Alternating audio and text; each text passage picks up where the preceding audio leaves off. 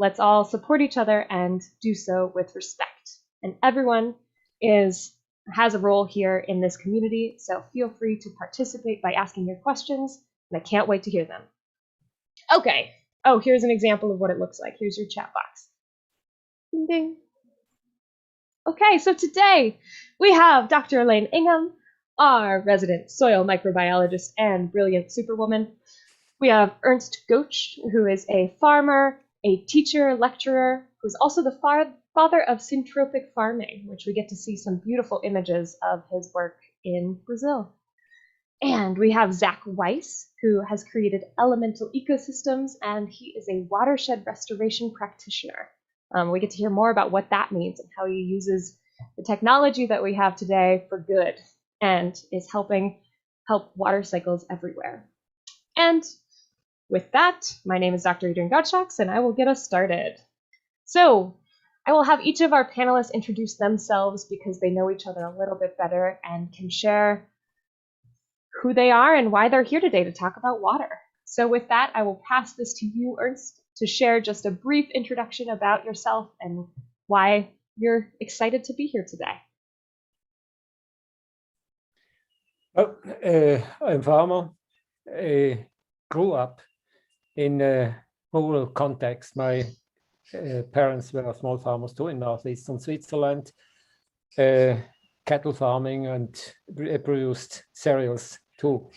Later on, I worked in the 70s in plant improvement, and this brought me to the conclusion that perhaps it could be more intelligent to focus on the conditions we offer to the plants than trying to adapt our plants to the every year worse condition we create by cultivating them in the way we do it. And so I decided I made a lot of many tests, and those tests brought me to the conclusion that that I'm a good track. And so I quitted my employment and began first in Switzerland and southern Germany, then late 70s in Costa Rica until the beginning 80s, and from then on in Brazil here farming and teaching, and at the same time teaching, researching, working in all types of ecosystems in many continents in many countries, and testing, questioning, testing once again in order to figure out if my hypothesis and thesis is really viable. That's to say, if it is functional. But I believe that we should do, or what I believe that we should do. And so in some 10 years ago, I tried to resume what I developed in the years before, in decades before, and resume them in what I denominated 15 principles for the comprehension of life. And if you read those 15 principles, which you will find in Agenda Götsch, perhaps it will give you some ideas. That's to say, we'll see that it's a complete different way of looking at nature, interacting with nature. As I came to the conclusion that we are not the intelligent species, we are part of a macroorganism. This changes all. And then secondly, it's a complete functional vision. This I had since nearly childhood, but this functional vision, that's to say, looking at what the different species do and the way they are doing, and then trying to win them or to engage them as our allies. And this works very, very well. In the meantime, let us say in the meantime, since decades now, for me, there are no diseases, no pests. That's to say, what we consider as, or denominate as pests or diseases, in fact, I see them as integrants of the immune system of which life is created in order to optimize life processes. And if you look at them in this way and using it this way, so we will see that all those bacteria, fungus, and bugs and whatever we look at them as those we consider as pests and diseases. In fact, they indicate us the error, at least to me, the error I committed in cultivating them. And if I avoid, that's to say, try to figure out and then figure out my error and avoid that, the efficiency of my interaction increases. That's to say, I produce at lower price with less effort, and each time more in benefit to the all submitted presence and affected one. That's to say, it's more beneficial for me, and it's more beneficial for all the other ones too. And so at the end, you come to the point that, to say, if we do it consequently, we come to the point that agriculture is no more a nightmare for nature. It will turn into a extremely positive factor, let's say, increasing life, as it's the fact in it's a reality on my farm. I only producing cocoa in this case and some other crops. I have an increase of half a centimeter to 3 centimeters of black soil per year, and every year which passes, we have more available nutrients of a place, and people surrounding, they blame me that I have the best soil of the country. In fact, I bought that place some 38 years ago, considered as not recommended to cultivate cocoa or any other crop. Wow, that's powerful. Thank you. Wonderful. We're happy to have you here, Ernst. And Zach, we're also happy to have you here. Thank you. Yeah, it's a real honor to be on this panel with two of my personal heroes on the entire planet. So I feel really honored to be here. I'm someone who just always loved nature at a really early age. I really thought about how humans, our truth is so molded by our perception, and no human actually holds the truth, but nature holds the truth that holds us all accountable. And so always looking for how I could work with nature, came across Sepp Holzer, which just changed my idea and my paradigm of what's possible working with the organisms on landscape to have this symbiotic interaction, and then even reversing deserts and really making some pretty monumental changes on the landscape, using some equipment, but only using the natural resources that are available, restructuring the earth to really receive that rainfall. And then from that comes the vegetation and then the biology. So for the last decade, I've been working around the world, helping people figure out how to harmonize their interactions with their landscape. Wonderful. Thank you. And Ms. Dr. Elaine Ingham. Guess I better unmute myself. So I'm Dr. Elaine Ingham. I've been working in the area of understanding soil. What is soil really? And it's most people don't understand the difference between what soil and dirt actually is. When we're looking at dirt, it is merely the sand, silt, clay, the mineral part of that soil is what we should call dirt. There is no biology in it. There's no organic matter in it when we're dealing with just that sand, silt, clay fraction. I'm sure most of you seen the triangle where we've got percent soil, percent sand, percent silt, percent clay, and most engineers, that's the only thing they got taught about soil. So when we work with a bunch of engineers, we've got to educate them all over again. We've got to get them to understand that what they've been calling soil is not soil, it's dirt. You cannot grow a plant in that stuff because you have to have the other components that's going to convert that dirt back into soil. So what are the other factors that we have to put back into soil? Well, according to Hans Jenny, who is one of the fathers of soil science, it had to have, in addition to the mineral portion of that soil, the sand, silt, clays, rocks, pebble, parent material, boulders, all of those sorts of things.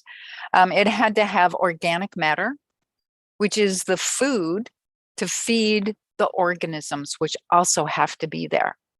And so how much of each kind of organism that's in the food web do you have to have in your soil?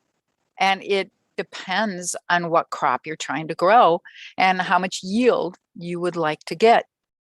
So if you want to up the percent yield or this percent nutrients in your plant, you have to understand that biology in the soil. And you can start to jumpstart your dirt conversion into soil. You've got dirt. How do you tell that you have dirt? Well, one easy way is no plants are growing there. That's a dead giveaway. If the things that are growing are weeds, well, at least you're step along in this process of succession to growing more productive plant species, but you need to start changing that biology in the soil to match up with what the plant is that you want to grow. What does that plant need? Does it need alkaline soil, or does it need slightly acidic soil? Is it like quite acidic soil? Does it like waterlogging? Does it like really good air spaces? And any of our crop plants that we want to grow are obligate aerobes. You can't allow water to puddle and sit around those root systems, because as the organisms growing around those root systems use up the oxygen, oxygen can't diffuse back into that waterlogged area very rapidly at all. And so you're going to go anaerobic, you're going to kill the roots, you've got dead plants. So when we start talking about floods, when that's a major problem with floods, is where water sits for too long a time and goes anaerobic, or we've got such massive levels of the nutrients in that soil, or coming from the soil, the surrounding land surrounding your lake or your pond or your river, your stream. And those nutrients allow a lot of different kinds of microorganisms to start to grow, and you get a mat floating on the surface of that lake. And that means the only layers of the algae that are aerobic are the top 1 or 2 cell depths of that mat. Everything below that is going to be dead algae, dead organic matter, dead whatever else might be in that soil. And those organisms, as they decompose, the bacteria that utilize those kinds of conditions, is going to make certain that that is completely anaerobic. When you go anaerobic, you produce a lot of very toxic materials in your water, in that material. If you took a drink out of the lakes that have turned over in the late summertime, or are always thick layers of algal, floating algal material, swamps, in other words, if you drank any of that, it would probably do serious damage to your digestive system, if not kill you. And so the smell, the color, that we learn lots of things on how to identify those places where it's not soil anymore that you're trying to grow your plants on. It's something that won't allow your plants to grow. We have to understand all of this. There's just a zillion different examples I could use where we are clearly showing that the drought, the floods, the fires that we have are directly related to not having decent soil. We've killed the organisms in that soil, and we've converted the soil into dirt. We've got to understand how Mother Nature would fix that problem. And then how, as you can get those organisms back into the soil, what are the balances that you have to have in order to allow your plants to produce the yields that they're genetically capable of producing.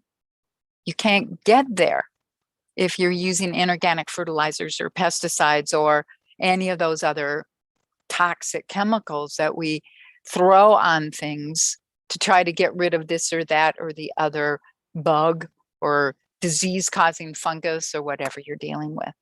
So I think we're gonna have a very fun time today interacting with Zach and Ernst and myself, with Adrian, with all of you that are listening, sending in your questions, asking us to clarify exactly how things work.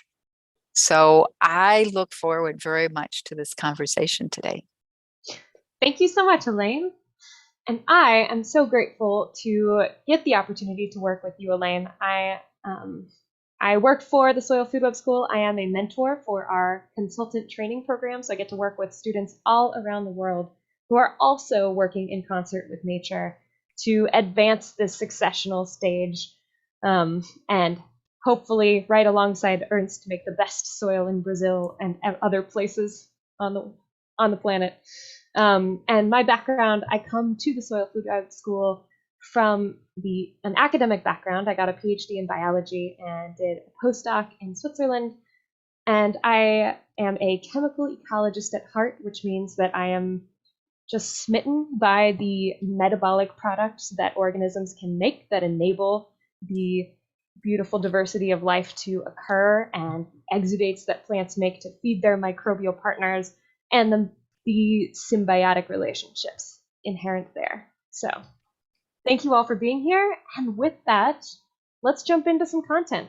So first, I am going to pass it over to Zach Weiss, who introduced me to this concept of there being a half water cycle and a full water cycle.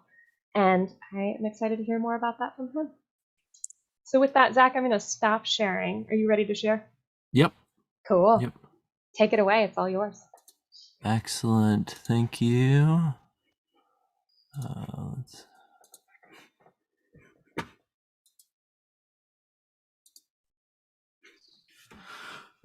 So yeah, it's when we look at what's happening around the world, we're seeing all this drought, flood, and fire more and more impacting a wider range of people, and every year it seems to be getting more intense and more common.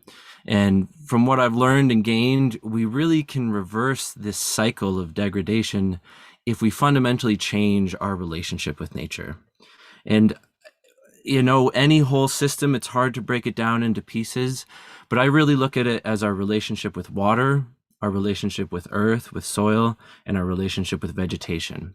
And if we change the way we're interacting with those three different pieces, we can really make a big, tremendous change on this planet.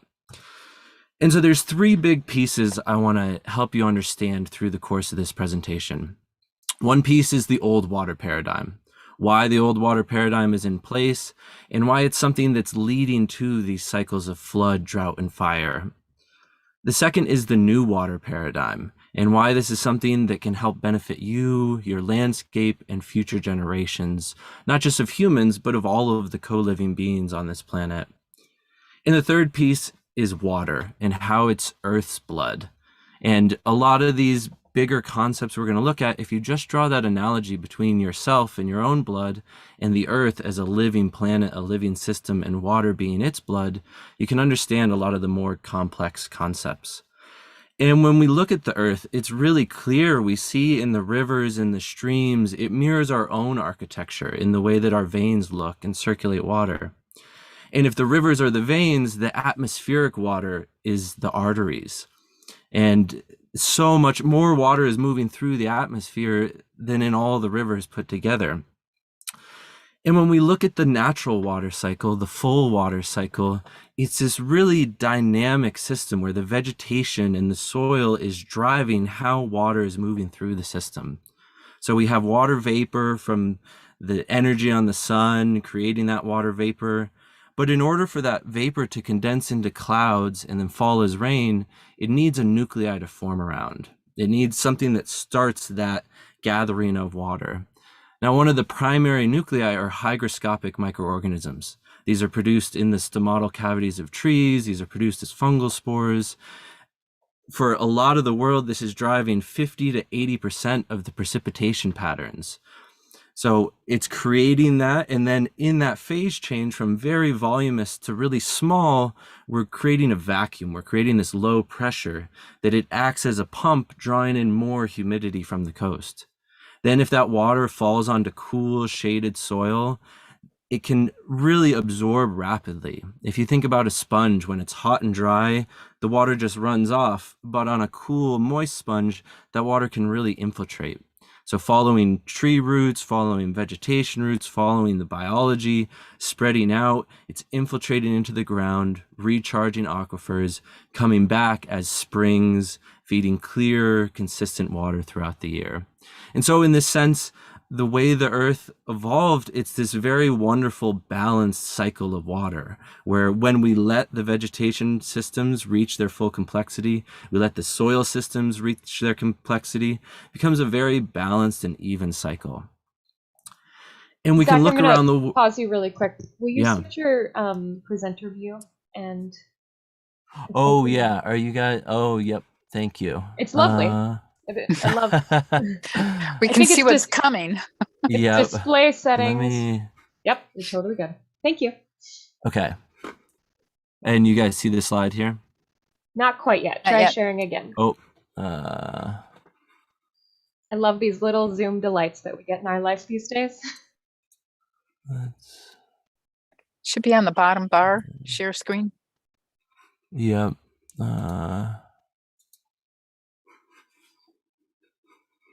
And then... Okay, where were we here? Slide 10. Do you guys... then- you guys are still seeing the wrong view here? Well, but if you Yep. go up here to display settings, I think you can toggle between. Okay. Perfect. There we go. Is that correct now? I believe so. Yes, all good. Okay. Thank you. Sorry. Great flow. Yeah, no, thank you.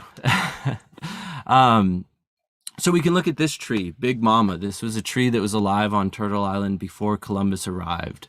And through its lifetime, it has seen us go from drinkable water everywhere to entire watersheds that aren't even swimmable or fishable. So this has happened in a really short period of time. And if we look around the world at some of these river basins, this is Levant, the Fertile Crescent, the birthplace of agriculture that at one point was the most fertile valley in the world. But humans here created the plow, they domesticated animals, and they, for the first time, had a real ability to change the vegetative cover of the earth. Changing that vegetative cover and that soil biology broke the precipitation cycles. And so now you have this humid desert where lots of water vapor moves through the air, but there's nothing to condense that into clouds and then rain. And we can go all around the world. Over the last 10,000 years, humans have desertified 1/3 of Earth's land. So a lot of these deserts you see here are human-created deserts. And what really scares me is we're getting better at it. Now we're not just doing it with a plow dragged behind an ox, but we're building these concrete metropolises, all designed to drain the water away. So this is Bogota, but it could be most cities in the world. And you see everything in this picture is designed to drain the water away as quickly as possible. Not just that, but it's in the bottom of a valley. So all of the mountains feed their water to this valley, which in the past would have been full of wetlands and aquatic ecosystems, but now is all draining downstream, leading to flooding. But then because you have the flooding, you also have the drought, because none of that water infiltrated into the ground, and then you're followed by the fires. And so around the world, we have these communities in crisis, whether it's in Europe, North America, South America, Asia, Australia, and it's leading to all of these human quality of life issues, starvation, refugee crises. People who are migrating are oftentimes leaving desertified conditions to follow where water and life is. And so this is all from the old water paradigm. Way back when we were just defecating into the streets and letting the rain wash it down, standing water meant disease. And so as part of development, we needed to drain all of the water away.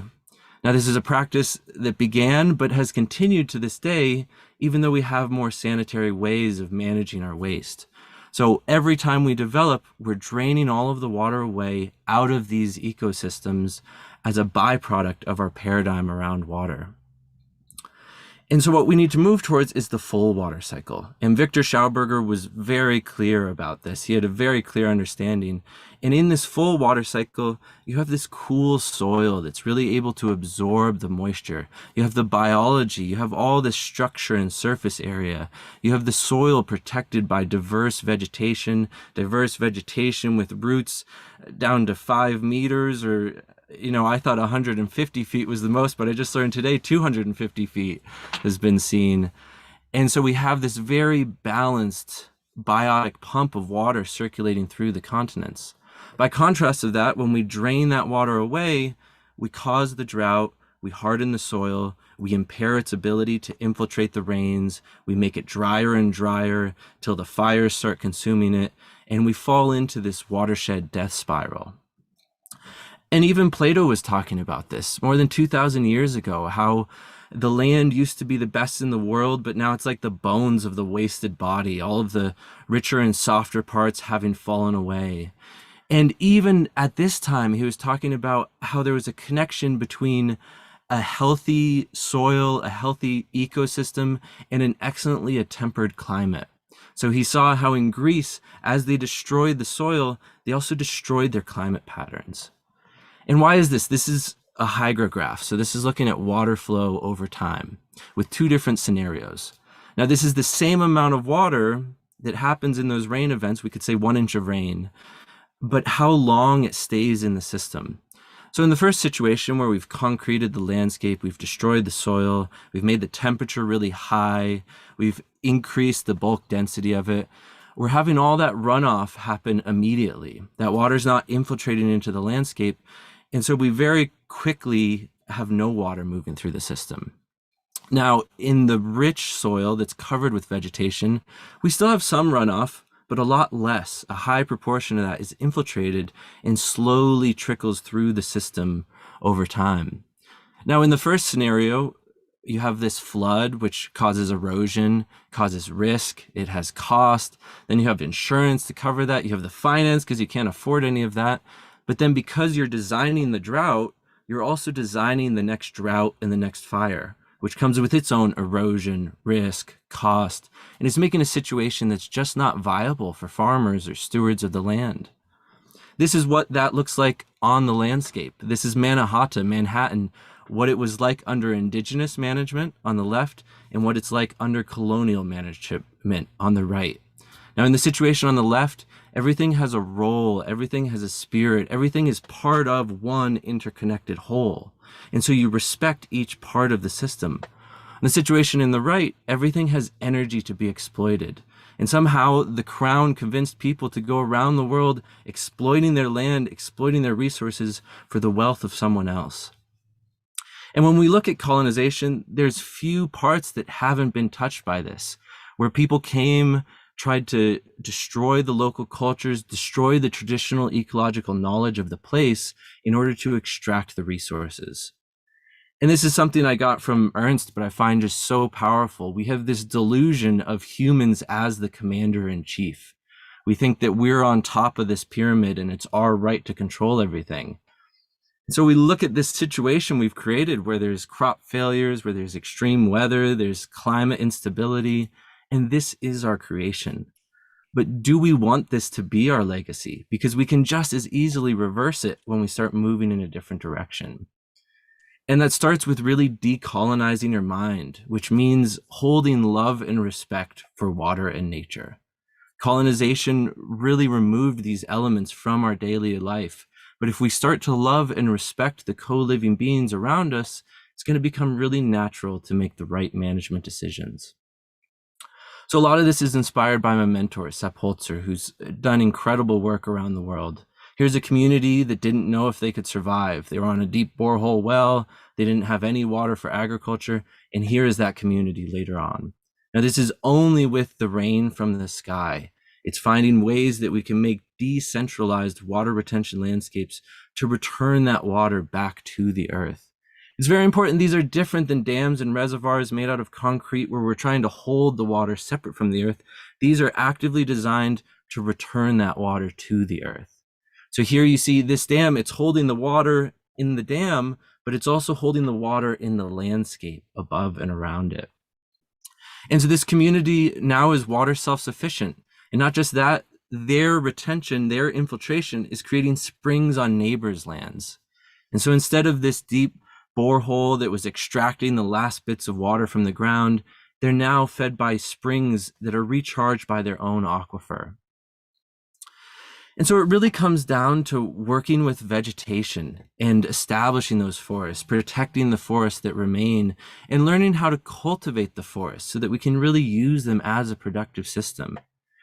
It also really has to do with creating a rich diversity of soil biology, of plant biology. Ecosystems are designed to work together. Each plant produces certain nutrients and consumes others. If we have them all at one place, they all need the same resources at the same time, and they're in stress and competition. But instead, when we work with the natural diversity, we can have systems that are much more productive. And then really seeking to hold water in the earth. We've created so many roads, hard buildings, runoff areas that we need to find ways to infiltrate that water back into the earth. So here's an example in Australia where the work that we did allowed this worm farmer to continue his operation in the worst drought on record. Every farmer was selling off their cows. They didn't have enough water to continue to produce. Yet just from the water he had stored 2 years ago, he's able to keep expanding his operation.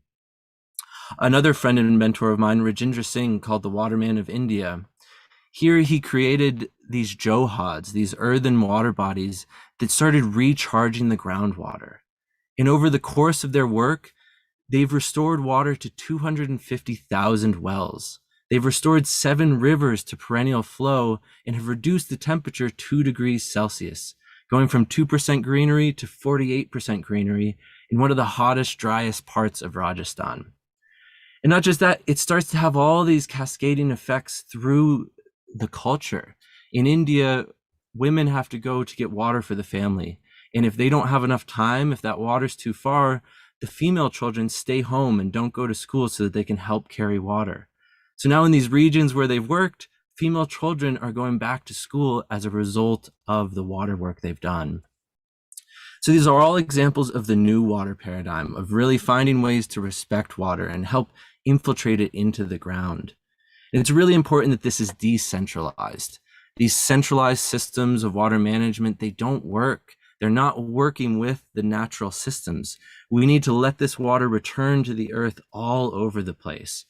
So this is why we're creating this platform called Water Stories that's about community-driven, decentralized water retention.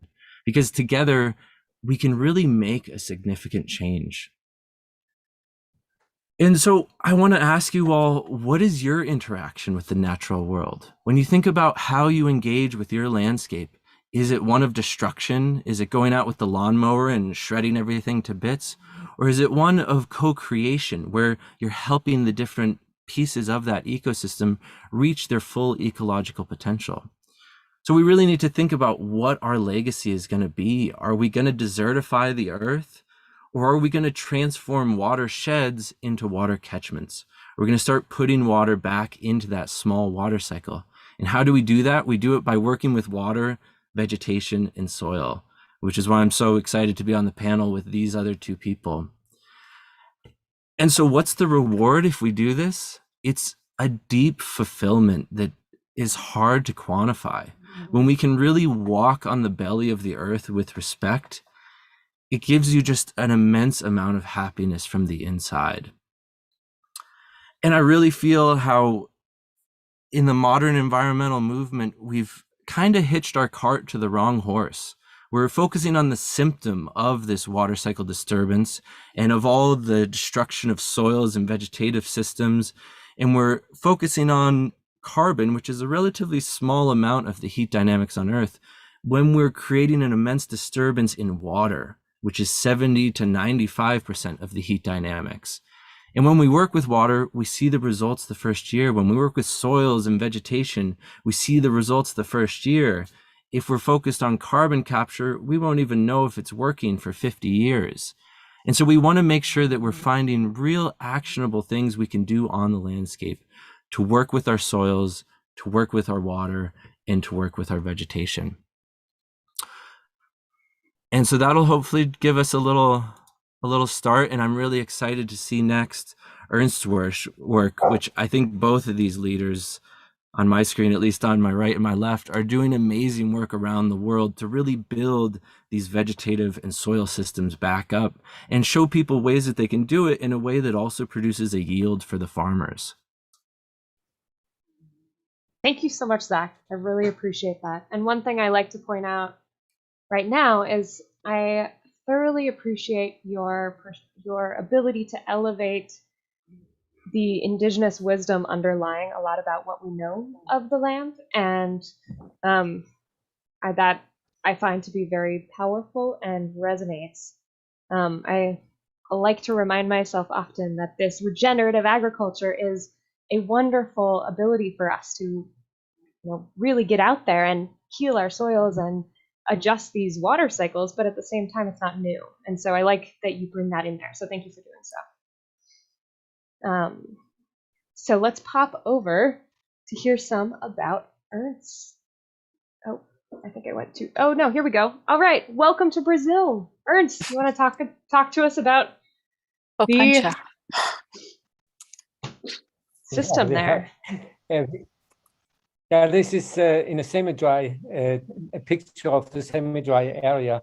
And in fact, it's cactus, opuntia, which had been planted the year before, the year and a half before, in between some trees, existing trees. They had been pruned a little bit and then planted this cactus together with grasses. And so you plant one of these leaves or hands of this cactus 1 year, and after a year later, you have 10 to 15 fold more material on the place without irrigation, without anything. And on the top of all that, I said, additionally, by effect of your interaction, you will have a lot of fruits to eat. These yellow balls are fruits of this, cactaceae, and cattle can eat them, and you can eat them too. That's to say, you take off the skin of those ones, and you can prepare them as salad, as a delicious salad, or you can steam them or do something else in order to eat them. They are very, very delicious to eat. And this work I began in, let's say, working with semi-dry or dry climate in Brazil. I had a big privilege in the 90s working in the northeast of Brazil, places partly with 150, 200 millimeters, other ones with 800 millimeters of precipitation. And this work brought me, or that work brought me to the conclusion, it's the best place of the world. There's no better ecosystem here in Brazil, at least, not only here in Brazil. When I was working in the 60s, mid-60s, in Namibia, sub-desert in Namibia, I loved that place too, but I didn't understand it yet as in a way as I do it nowadays. But every day or each time I'm working there, for me, I feel more privileged to do it because it's a paradise. And I believe that this semi-dry type of climate, it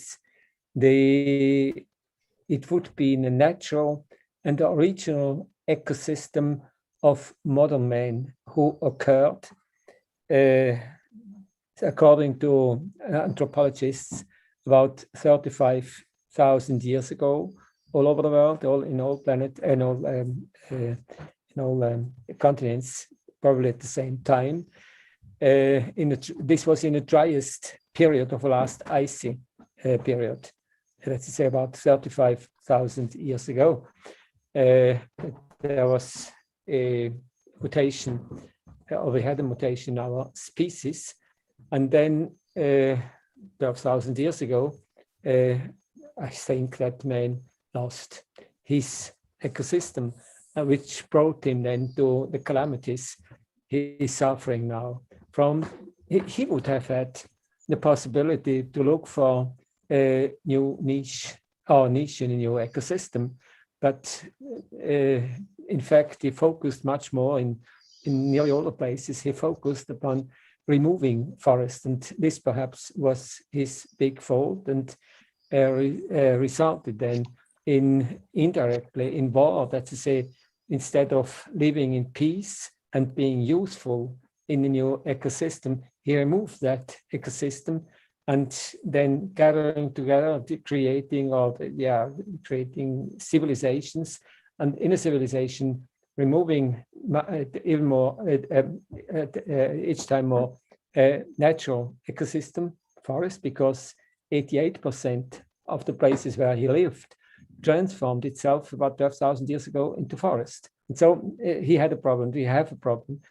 And even the cultivated plains we have nowadays, they all are annual crops. That is showing to me that he was trying to focus on something which was easy to understand himself, as you say, removing forest, and then naturally come up first short-living herbs and grasses, which he adopted as his, or transformed in his annual plants. But going out, that is a living now, there are all over the world. At the same time, there were some community people who had, in my point of view, equilibrated, productive, or fertile relation to the ecosystem. If I study, for example, the old rice paddies in Indonesia, but even in our place in Mid Europe, where I grew up, they had between, let's say, after the disaster they had in the small icy period, the 14th, 15th, which happened in 14th, 15th century, and then pest and wars they had. After that crisis, they developed systems, quite very, very stable systems, that's to say, crop rotation, intelligent types of crop rotation, and overall a lot of hedges, a lot of trees in between the trees. If you look at photos of the last of the 18th century, that 19th century, end of the 19th, beginning 20th century, before World War I, then you have the impression, I have the impression, that the place where I grew up was a forest. Let's say, yeah, it was a forest. Forest. It was not a forest, but they had every 15 to 30 meters a hedge, composed of, according to the place, of ash trees and other ones, and then in more southerly sloped places, cherries, plum trees and other stone fruits. And then in between those hedges, they had each time a row of fruit trees like apple, cherries, pears, plums, etc., etc.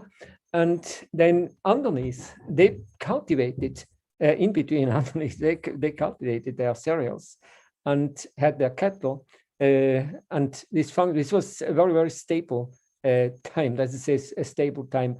And if you look at the wealth they had in our ancestors, and on the place where I grew up, in the house I grew up, it had been constructed in the end of 18th century, before French Revolution, a house which nowadays very wealthy people would no longer have the means to do it. Beautiful house, big house, oak, thick walls, and oak stems of 50, 60 centimeters of diameter. And then the walls, partly earth, partly wood, and three andares and about 13 different quarters or 13 different cells. And the system of heating, of warming of that house very, very intelligently. And on the front of the house, the place where it's not a place for wine, but they had wine and then other fruits like a peach and our warm climate or Mediterranean climate plants. And overall, this was for me, that's to say, if I remember, to the beginning 50s, and for the beginning 50s, the wealth we had no money. This was something dominant too, but we had food, a lot of food, and a big diversity of food, a lot of not only varieties, and then no need for fertilizer, no need for pesticides, and living since generation on a 3.5 hectare property, and then the furnitures, partly of the 18th century, still each generation adding its new furniture. And I, for example, when I was young, I was asked, because I learned to carving wood, to renew or reconstruct the how it's called, the Treppenhaus. Yeah, the stairs in the house for the 3 layers, and all of the old stairs, they had carvings. That is, they were carved on the side and on the front of the board, and all the beds, all the ceilings had carvings. Imagine this on a 3.5 hectare property, and that 3.5 hectare property was in a place which was a colony of Zurich and Bern. That's to say, they were something like, it was still in a time of before French Revolution. So they were not really owners of the place. They lived since generation on the place, and they had to pay to government. That's to say, to the government or to the governors. They had to pay 1 day per week work, and then about 10% of their production. But if you look nowadays, we pay much more. That's to say, I, for example, here in Brazil, I pay much more taxes than they paid at that time, and on much worse conditions. And so sometimes you have to look perhaps a little bit at what we denominate as progress, and then look at also former time, that's to say, looking at other ages, what they did of, that's to say, that they really understood. I myself, I experienced 3 times a brainwashing in terms of progress. Once in the 50s, this was the execution of the afterwar, how it's called, and actually they did in Europe, in order to reconstruct Europe.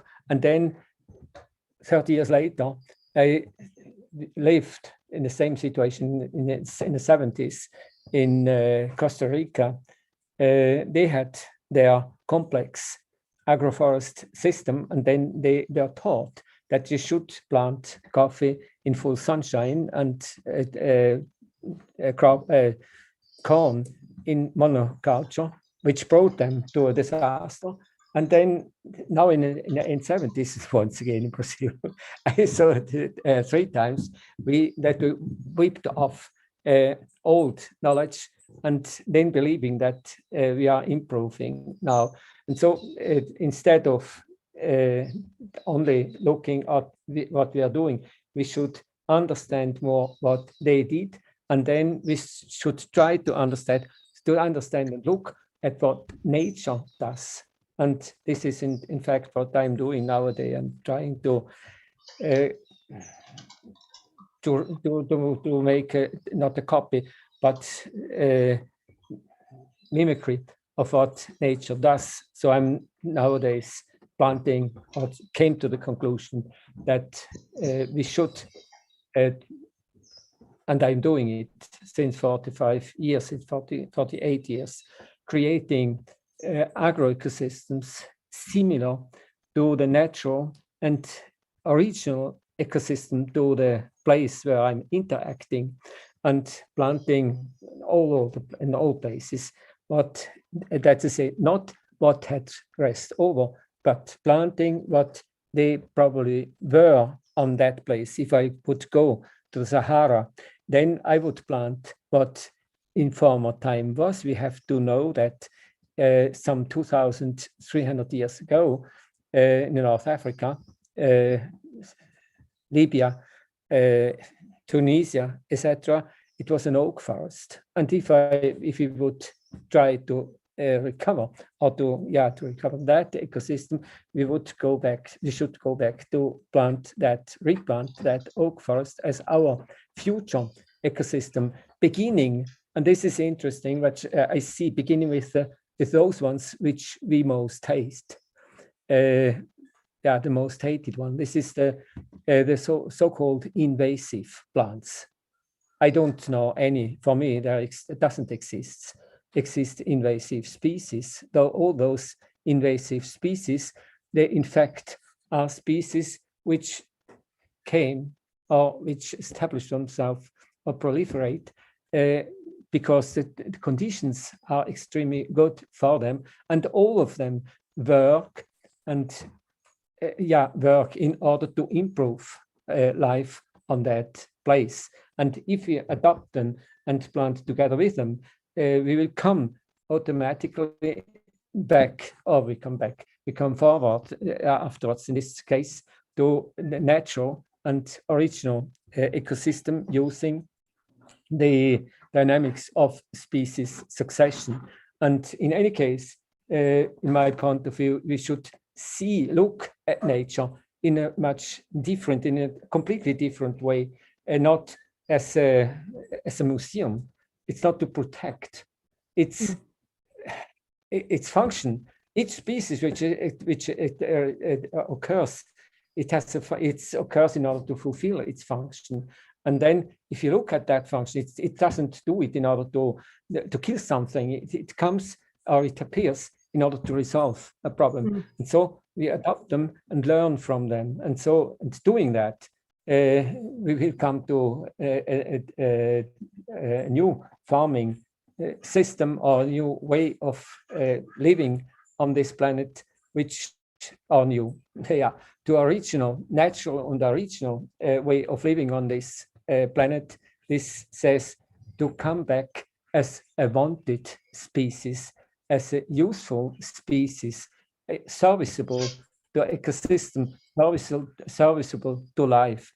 So as all other species did and do since 3.5 billion or 4 billions of years, life on this planet occurred, I would say, created by our planet, that's to say, in order to realize, or something like an instrument for the same planet, in order to realize the strategy of being of our planet, which by its side I believe to see it's syntropic, that is to say, it's complexifying in midst our solar system. And if you look at our galaxy, our galaxy, which is spiral, it's a syntropic system too. That is, it's something which is centripetally functions centripetally, cooling and contracting energy, transforming it to stuff, to material.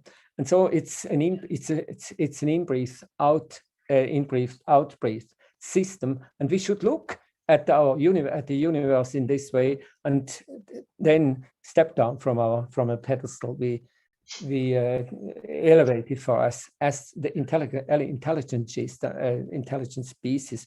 We are part of an intelligent system, and if we accepted that, our intelligence would improve tremendously. So we would have access to the intelligence of all millions of species we have, and billions of individuals we have on this planet.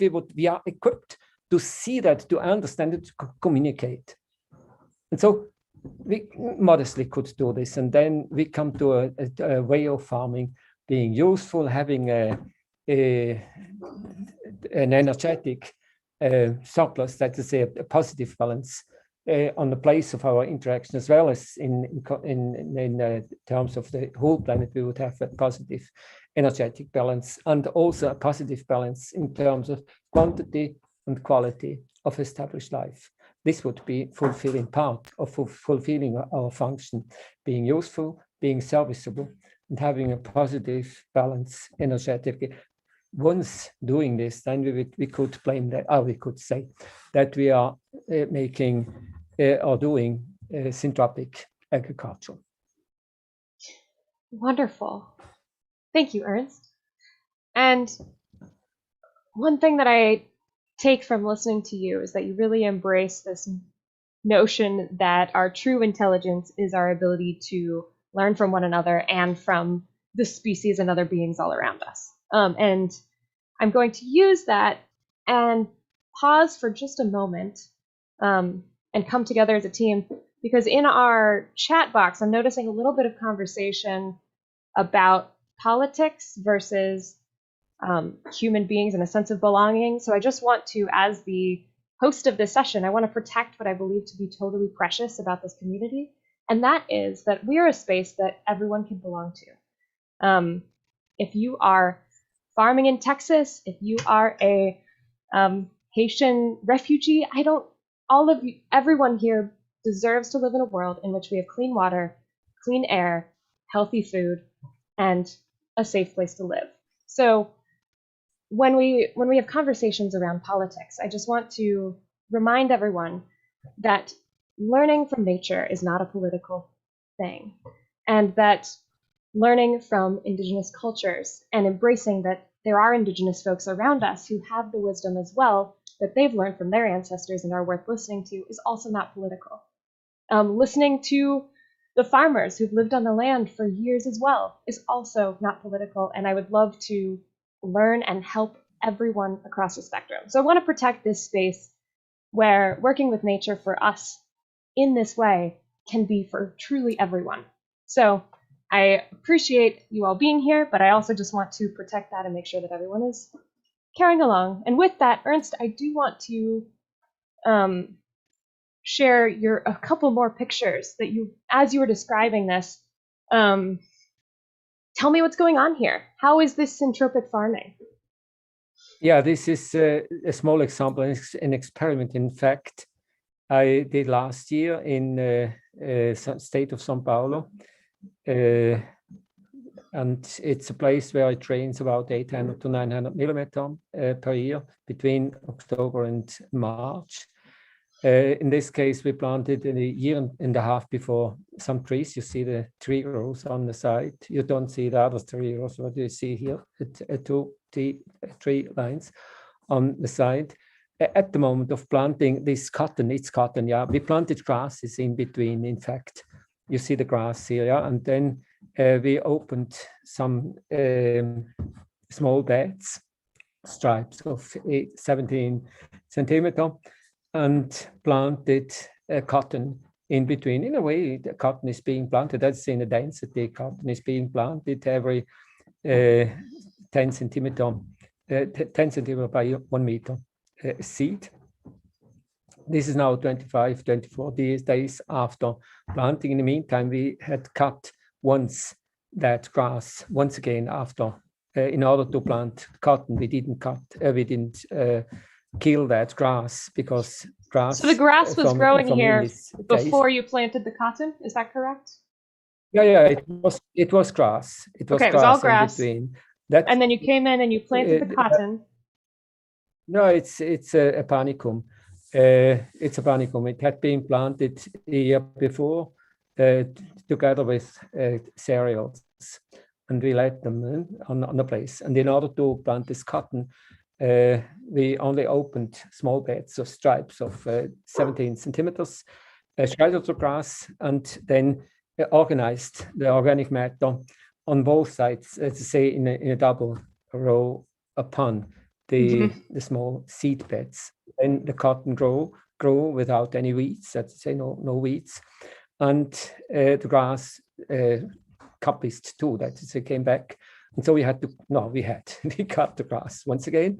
10 days after planting the cotton, we cut the grass once again, and this is now once again to be cut.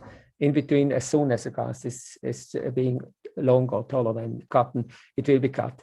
Normally, we cut it 3 times in the life of cotton. Afterwards, cotton shades it out. You see the next photo, and then with cotton, it shades it out completely, and grass fades away. That it goes away, and at the end of cotton harvest, you have no more grass. But in compensation, the trees will grow too, and so you have a lot of vegetation at the end. So you see now the cotton some weeks later, they flowered and they're producing now, and you see the trees are much stronger, much stronger. And you see the grass in between. I don't see, but nearly we see it, the grass has gone away. The same thing we do, or the same way we cultivate, for example, soybeans. We do the same thing with corn too. For me, it's let's say in this situation could be a solution for agriculture. This soybean, a soybean 2 months after planting. In the meantime, grass has gone away too. Trees which had been pruned at the moment of the planting of this drilling, the soybeans, they had been pruned. Organic matter of pruning had been put to the soil, and the grass which was on the place, it had been cut too and organized in the same way as it explained for cotton operation, and in the same way as in a cotton operation, 3 times cutting this grass. It's afterwards cut the soybeans remove that grass. That's at the end. You have no more grass, and so you can re-begin when it's soybeans, and in that climate you can plant still afterwards short cycle crop, or you can, let's say, 2.5, 3 months soybean, and then you have time for corn, and together with corn you can plant grass again, or you plant corn and Cayannus cayenne, which is pigeon pea, and grass together. And so afterwards, in May more or less, you harvest corn, and pigeon pea and grass will remain. And August, without any rain more. That's the same. In April, it stops raining. In August, you will have a harvest once again, which is pigeon pea. And then in October, end of September, beginning of October, with the beginning of the new rain, you have the fields prepared, trees stronger, that's say they increased in size, they make photosynthesis all over the year, and for having been pruned, that's say topped at the moment of the planting of the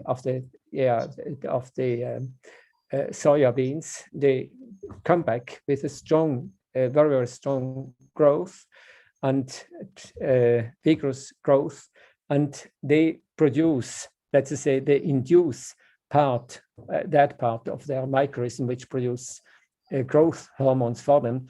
They retribute those growth hormones to the whole system. The same phenomenon you see when you cut the grass. Let's say cutting the grass 2 or 3 times in between the new soybeans or your vegetables or your cotton. Each cutting of let's say each harvest of that grass, it's cutting and then putting close to the organic matter to your crop. After 1 day, 2 days, you see that grass comes back, and you see a new growth, strong growth, flush, vigorous growth of these plants, induced not by fertilizer. It's a hormonal phenomenon, that's to say hormones, growth hormones, and then also other microorganisms, that's to say, fed the microbes, right? by this by this grass and by the trees repassing to our cotton and to our crop. And so it's an agriculture of information and not of input, and that's of how it's called, not of input of fertilizer or of so-called pesticides. It's not controlling weeds or controlling diseases. We are trying to avoid diseases, that's to say, there has no, to make redundant to have diseases. Diseases are a sign of a weak point of our of weak part of our way of cultivation. And then a lot of organic matter. Imagine these trees, the amount of organic matter you win or you get by pruning them at least once a year or twice a year. That's to say, each time when you introduce a new crop, you can top them. First time, once adult, we top them on about 5 meters. All of them, this can be future time mechanized, and still, well, in the meantime, we mechanize a little bit, but I imagine it's not at all complicated. A small machine, small robot, which will top them and then shred them and bring the organic matter to the soil.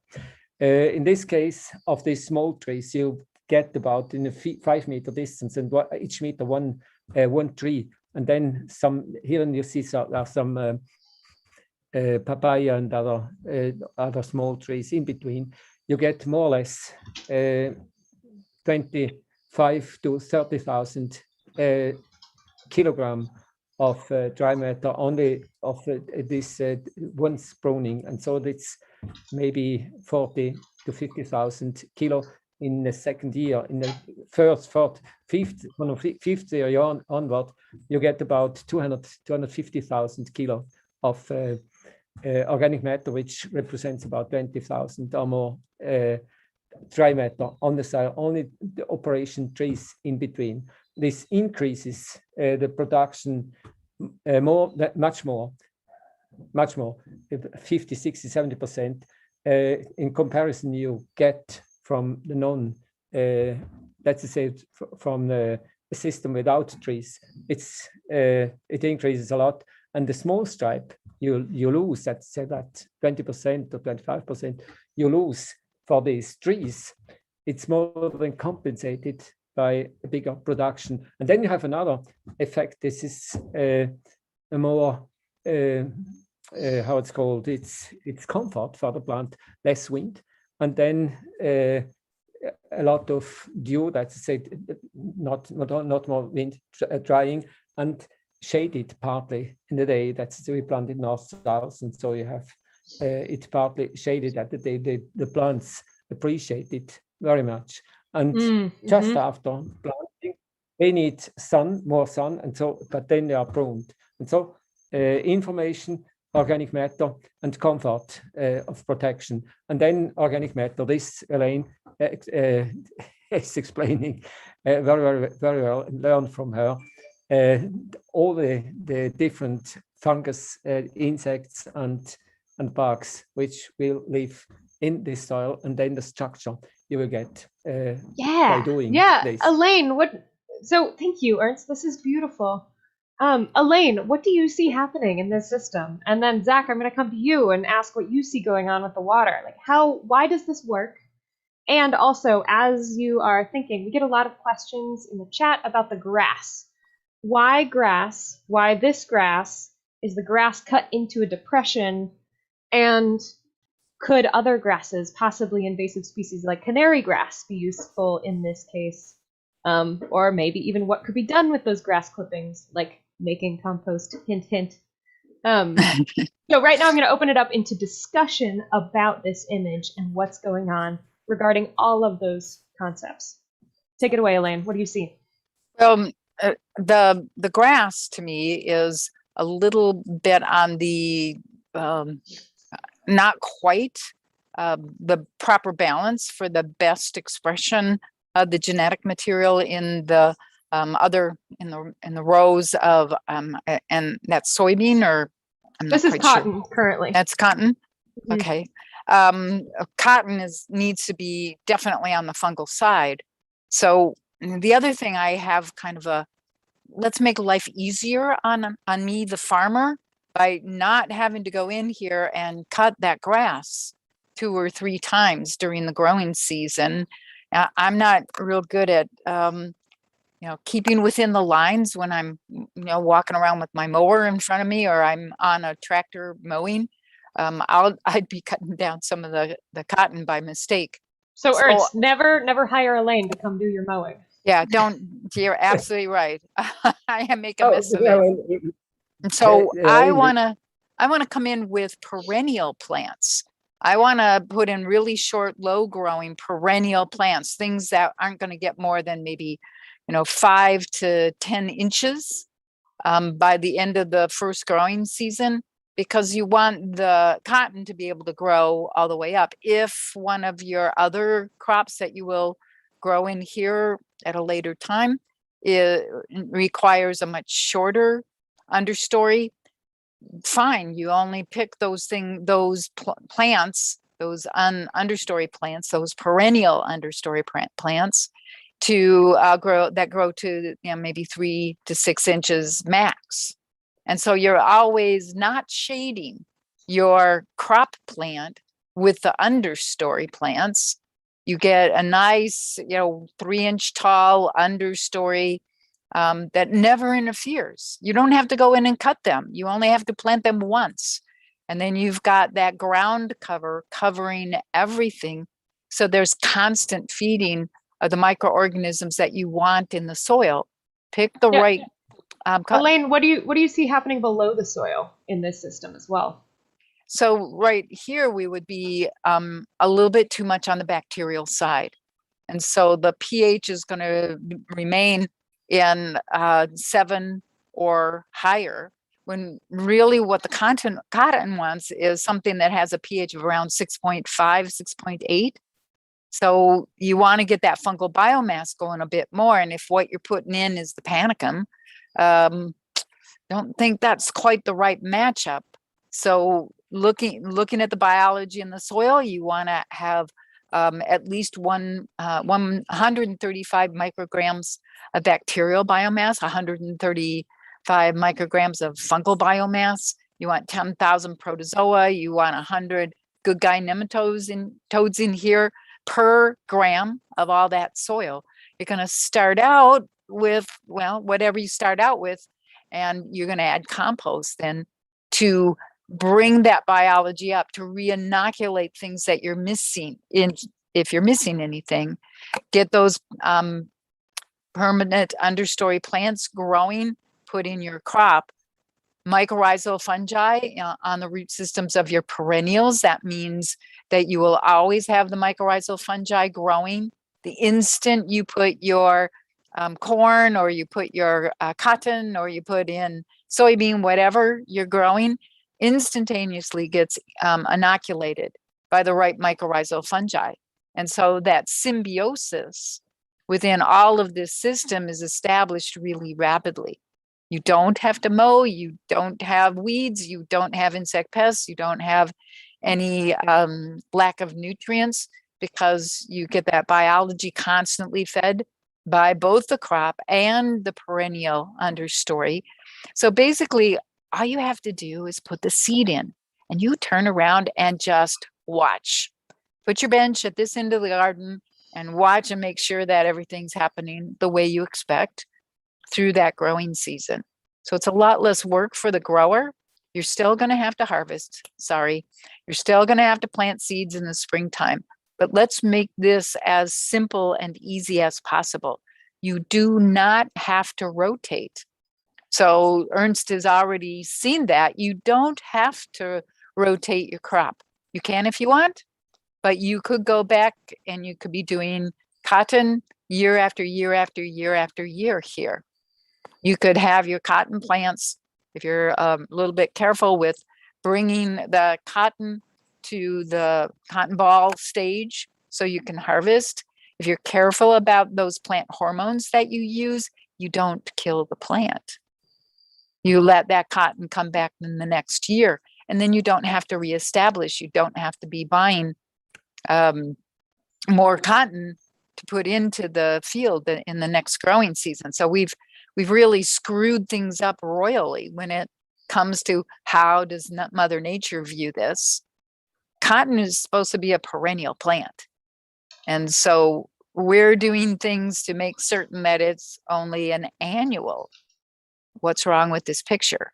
It's not the healthiest approach to working with nature.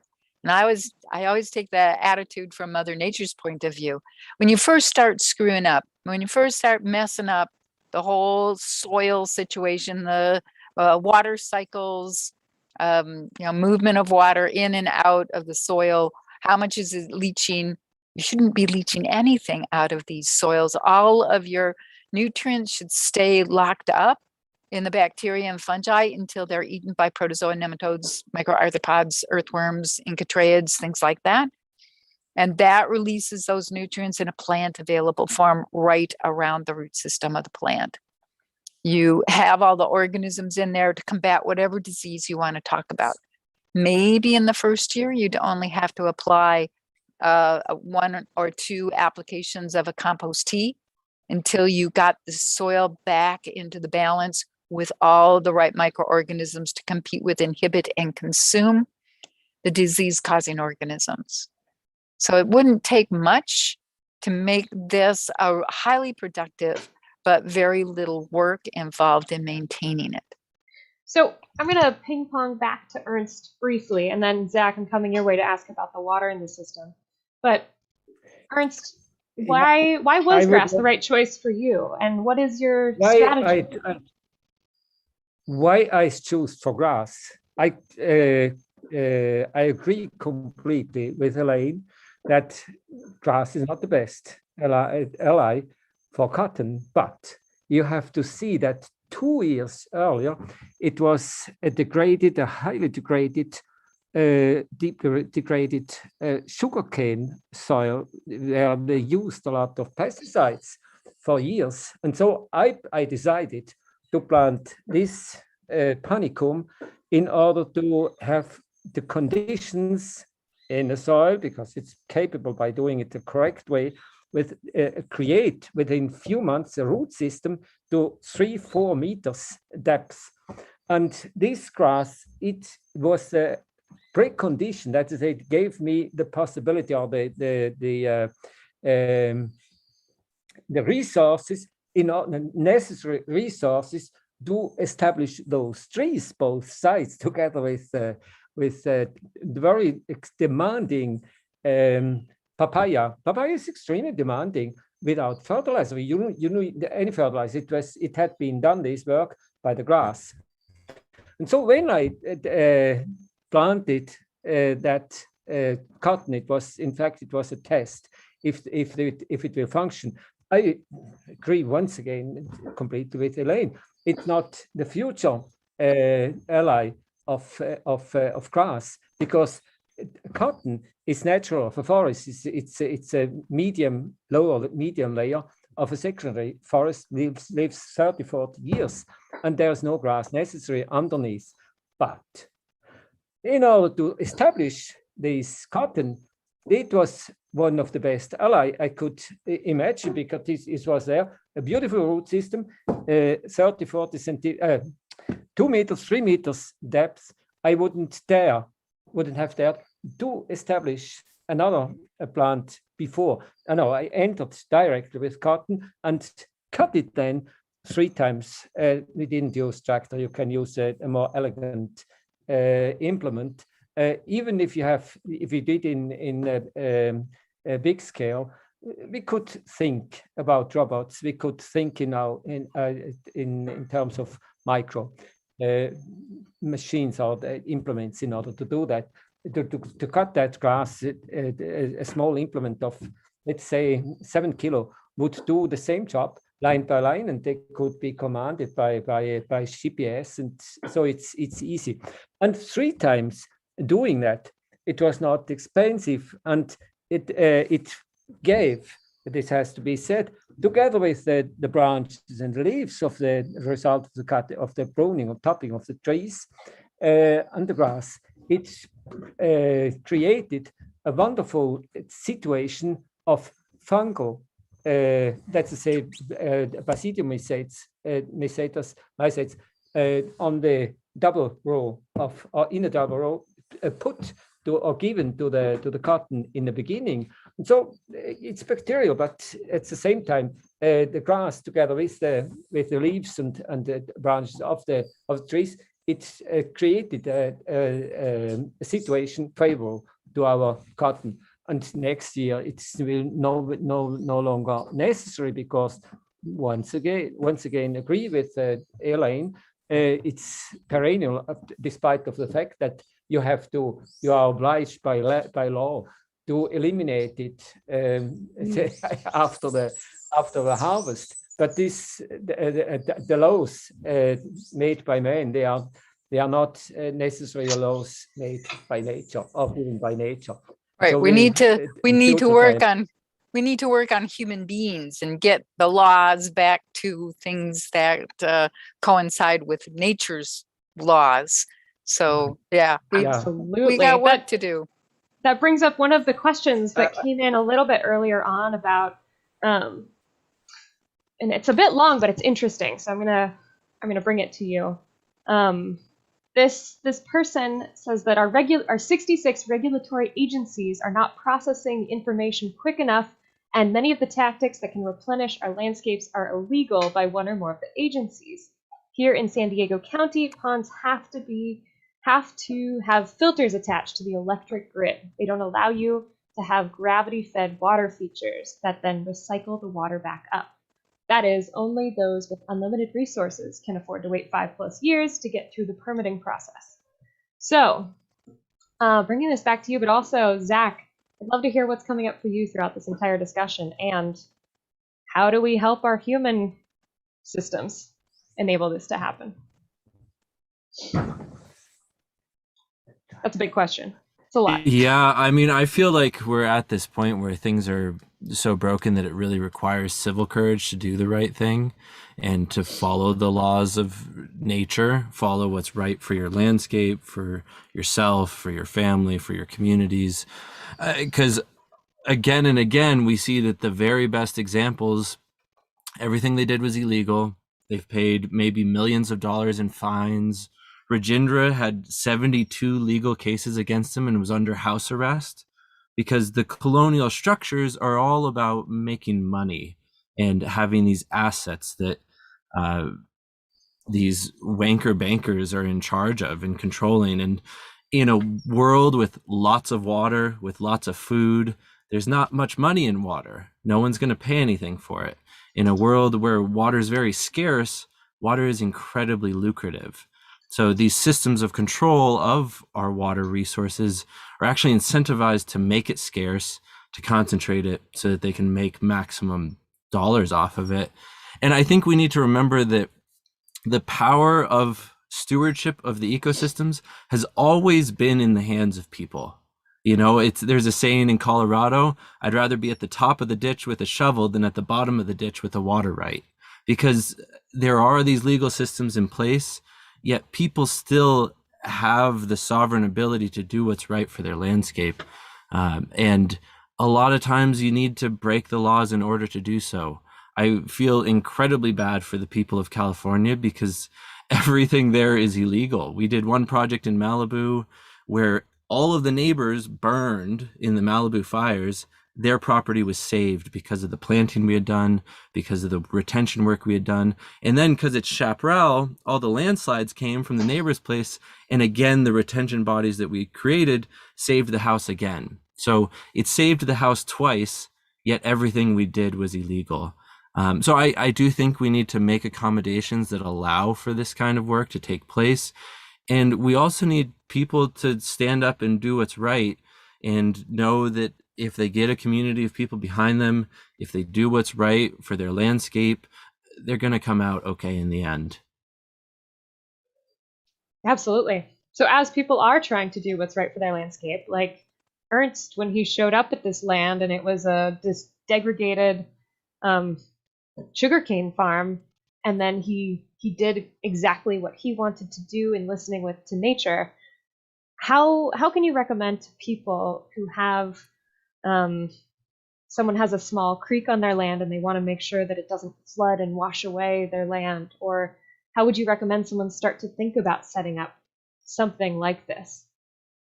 What's the first step? Really has to start with observing the landscape, with communicating with the landscape, with asking those plants, asking those animals, what is your situation like? What are your resources like? What are the situations we're putting you under? And then that's going to inform you of the best ways to work with that moving forward. It's really tough because there's no one recipe. It's different things in every different place. Every different soil has different conditions. Every different climate has different conditions. There are general principles that can apply. But really, you have to start by learning from the landscape you're interacting with. And the invasive species thing I thought was just so on point. There's this great saying that comes from the Aboriginal people in Australia. And it's really framed my understanding of the invasive species piece. There you have this plant, the willow, and you have all these degraded waterways that are flash flooding, and the native species can't tolerate that level of erosion. And so the riverways are just eroding more and more. And so the willow has come in and said, hey guys, I got this covered. I have these fast rooting, I can stabilize these banks, I can shade these waterways so that they're not getting as eutrophied. Yet there's a campaign to cut, burn, and poison the willows. And so they literally have a biodiversity bonfire where they clear all the willows, they pile them into a pile, and because they've cleared all the habitat, all the animals move into those piles because that's the only structure, and then they light them on fire and literally Yikes. Burn the biodiversity on the landscape. So the Aboriginal people say, if all of us brown people can tolerate all of you white people on our land, you'd think you white people can tolerate a few white plants on the land. Because instead of looking at the plant as this invasive that's out of place, they know it has a role within that ecosystem. And so they ask the platypus and they ask the fish, what do those species think of the willow? And they find that under the willow is where there are the most platypus and where there are the most fish. So there's this campaign to remove these species when they're actually providing a really valuable ecological function. And in a way, it's just from our colonial guilt, what we did to the indigenous peoples around the world, that we now think we can redeem ourselves by championing the native plants. Nature is constantly evolving. It's constantly changing. It takes an incredible amount of ego to say this point in time was what's natural and everything else is unnatural. It's all nature, constantly evolving, constantly changing, and finding different ways to problem solve. Absolutely. There's so many issues surrounding that, those mistakes that we make about what are the correct plants to be present here. The reason that invasive plant is invading is because that invasive plant is better at surviving under those conditions and offering the steps towards the next stage of succession. What we want to do really is, instead of trying to combat the invasive plant, we should be changing the environment so the next stage of succession is going to come along. And then the invasive plant isn't going to have any place to live. It will find a niche. It will be present most likely in we'll come to view it as natural. It's a normal, natural part of the plant community in, I don't know, 50 years, 25 years. Well, the next generation is not going to know that that's an invasive plant, basically. And It's just part of the scenery. But we want that succession to happen and move along to, well, what do we want? When we look at a watershed with all these streams and all this water, the ponds and the little lakes and, the outflow from this watershed, how much of that watershed should be in early successional, highly disturbed conditions? We've got to have the weeds. We've got to have a source for the weeds, because there's going to be some kind of devastating problem that occurs somewhere in that watershed soon enough. You need the weeds to go in there and prevent all of that from slip sliding down the rest of the way down that watershed. You need the next stage of succession already present, so that now we can have the weeds move out of the system very, very rapidly because they're replaced. And then you need the next stage of succession. So now you'll get those disturbed areas start looking like nice grasslands, pastures, and we could be growing all kinds of herbs, and then the next stage of succession going on to shrubs and vines, and the next stage of succession be deciduous forest, and then conifer forest. And then we can slow down on the shift from one plant species to the other, because those old growth trees will hang around for 2,000 years. But every part of that successional process needs to be in that landscape.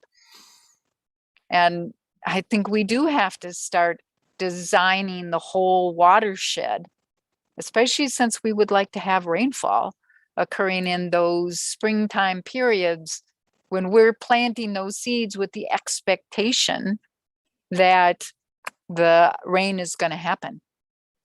So we can really control all of those things, but we've got to understand how all of these things work together. And we have to understand the biology in the soil, because they're is going to allow, it's always the biology in the soil has to happen first. And then you see the change in plant species. And because those plant species are now putting in different kinds of foods, and you're getting different levels of nutrient cycling, you're increasing the fungal component, you will then change that biology in the soil, and the biology in the soil now provides for the next stage of succession to come along. And those plants are going to change the things in the soil so that the biology changes, so that the biology now allows the next stage of succession to come along.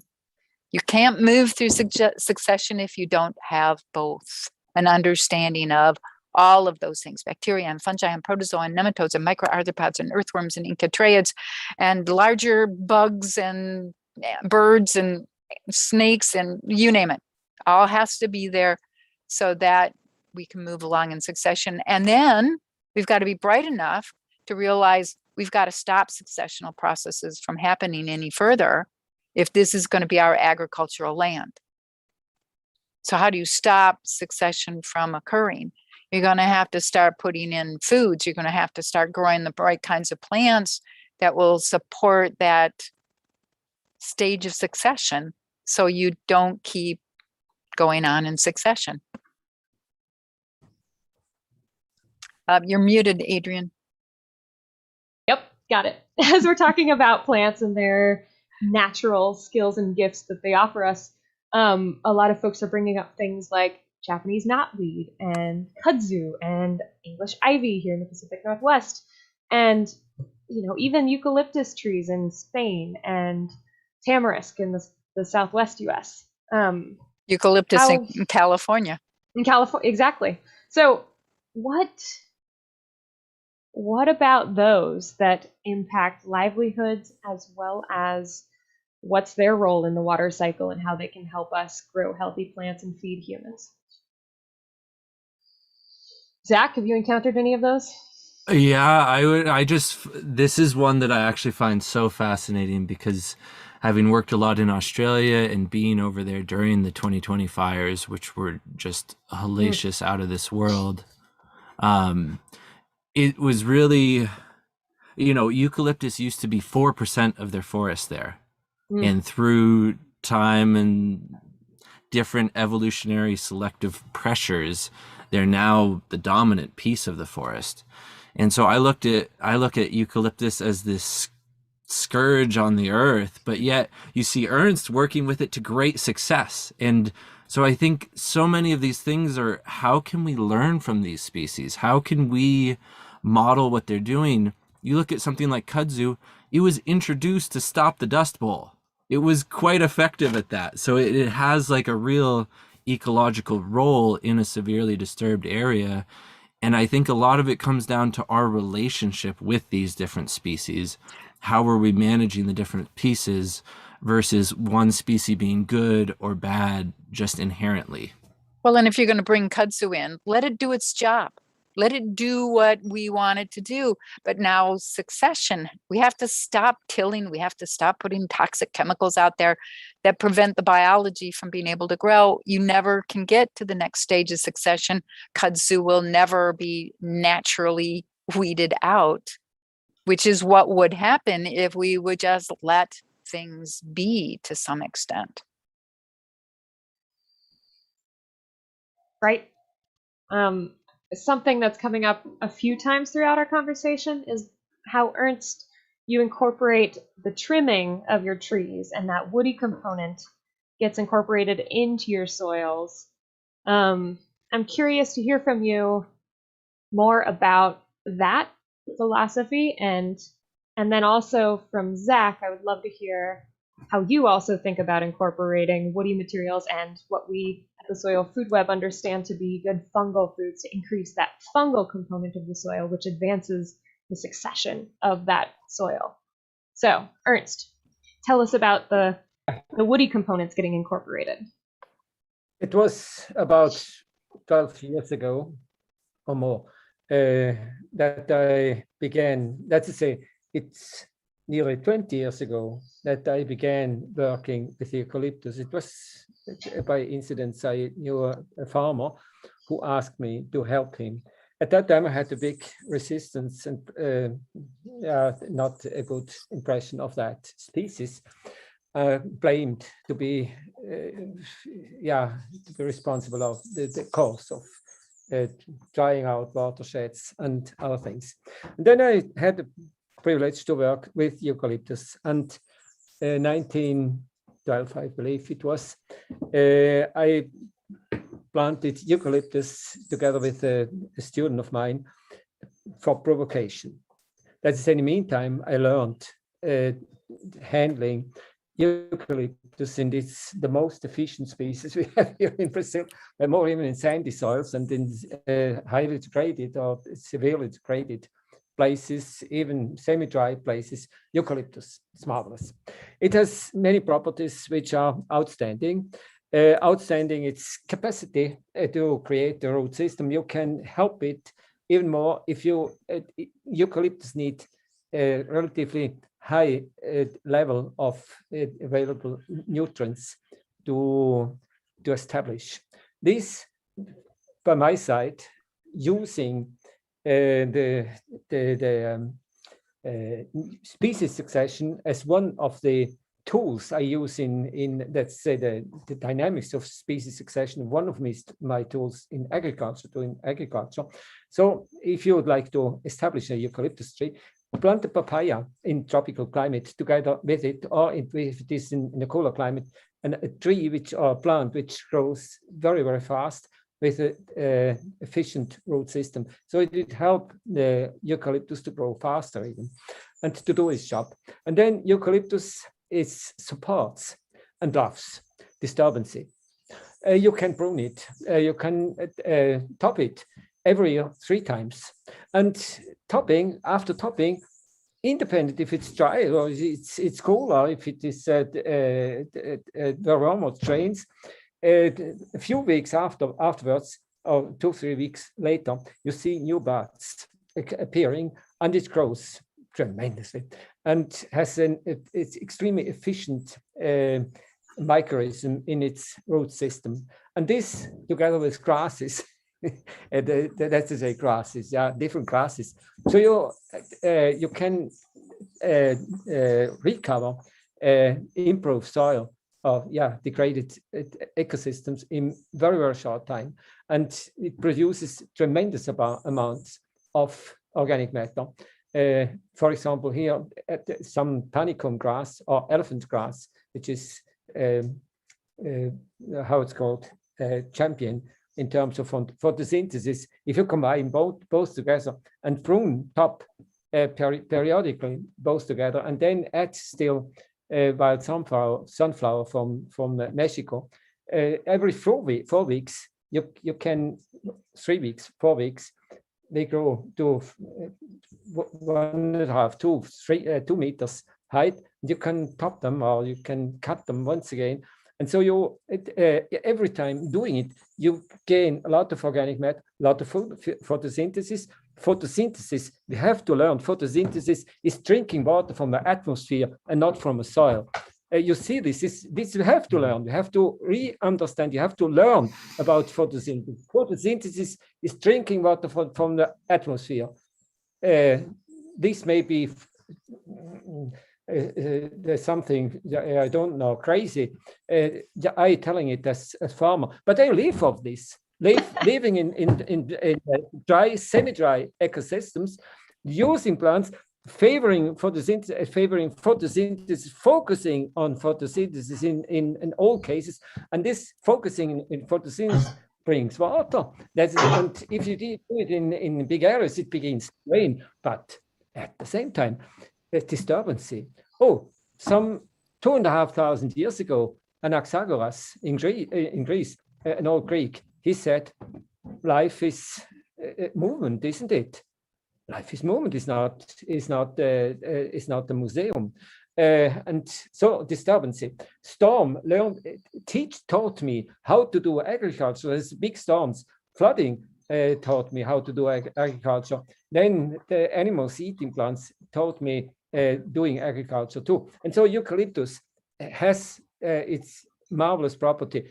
With eucalyptus, we are able to plant bananas. We can plant vegetables. You can top them 3 times a year without any problem, gain a lot of organic matter. And after 5, 6, 7 years, you have 6 times, you can plant 2,000 individuals per hectares. And after 4, 5, 6 years, you have a huge amount of wood, stems, all of them 5 meter tall, straight, cylindric, denser than grown in natural wood, and it doesn't split and it doesn't bend.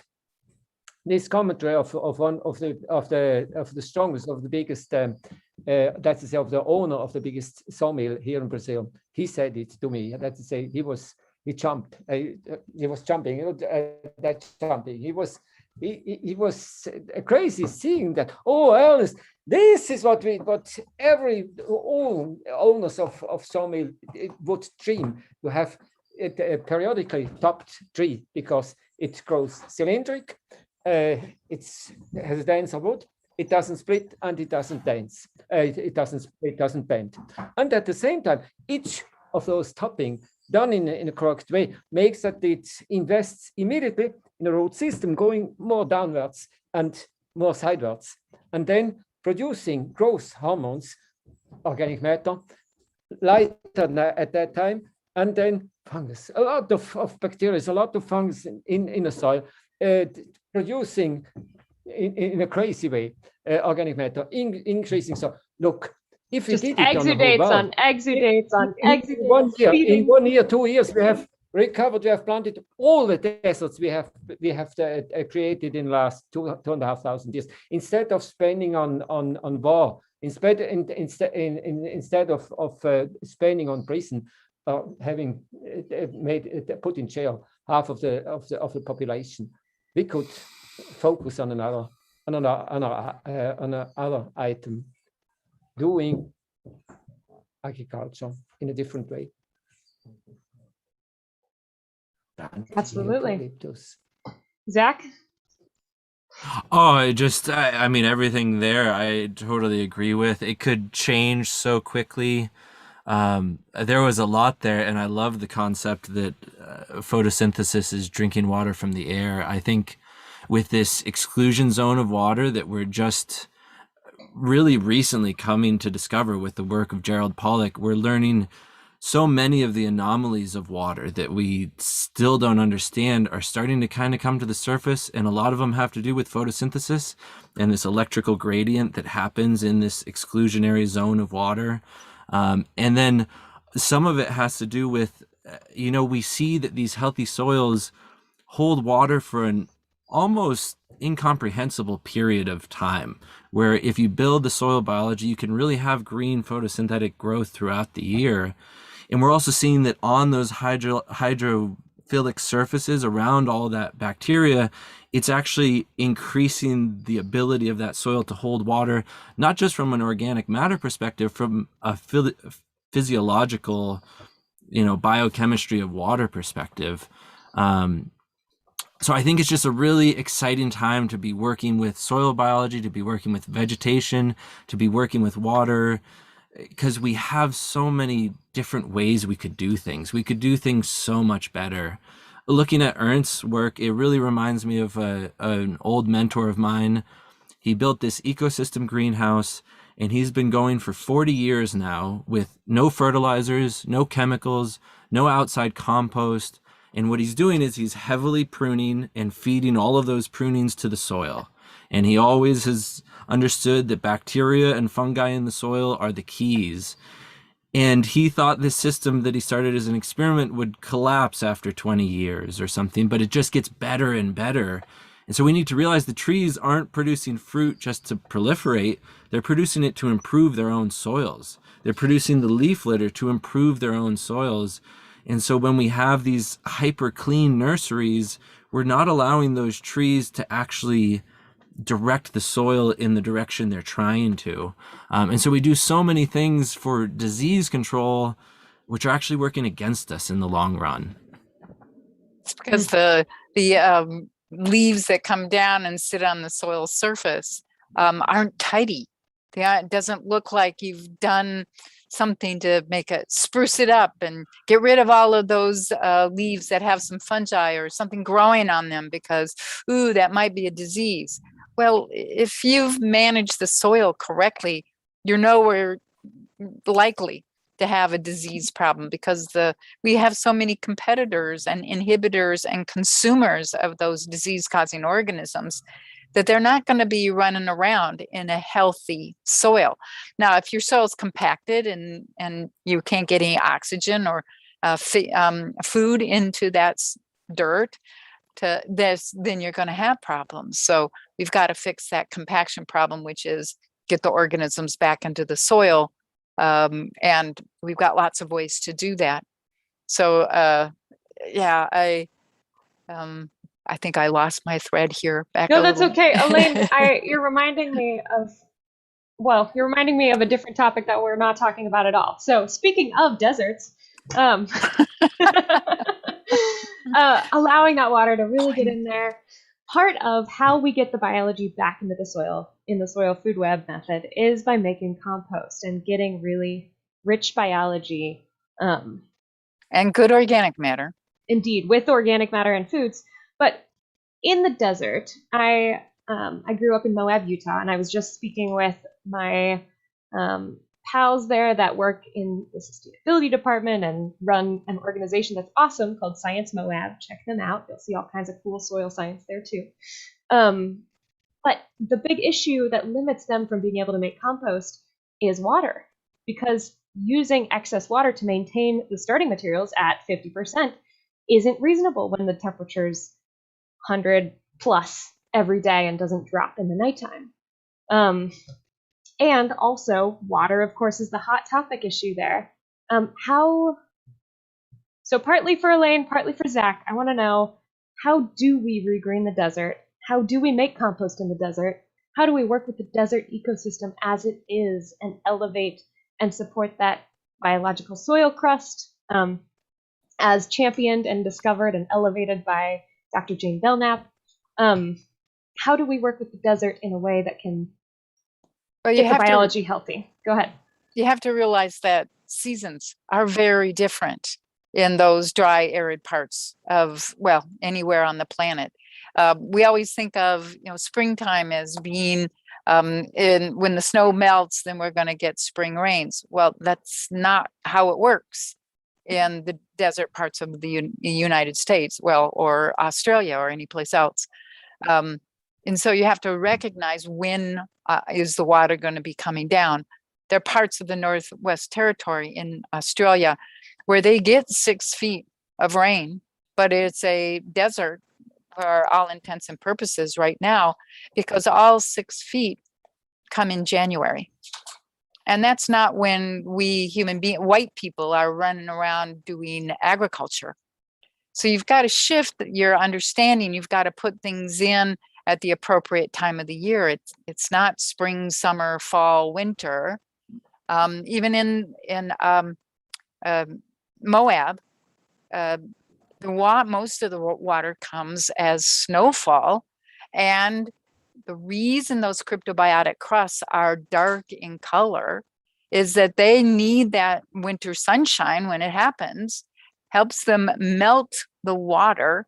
Now they've got all the water they need to fix all the nitrogen you could ever want. And so that's the activity that's going on in what we would consider the winter. No intelligent farmer would be doing things in mid-December to start growing crops. Well, but that's what the desert does. So we have to rearrange our understanding of seasonality as we go into very different systems.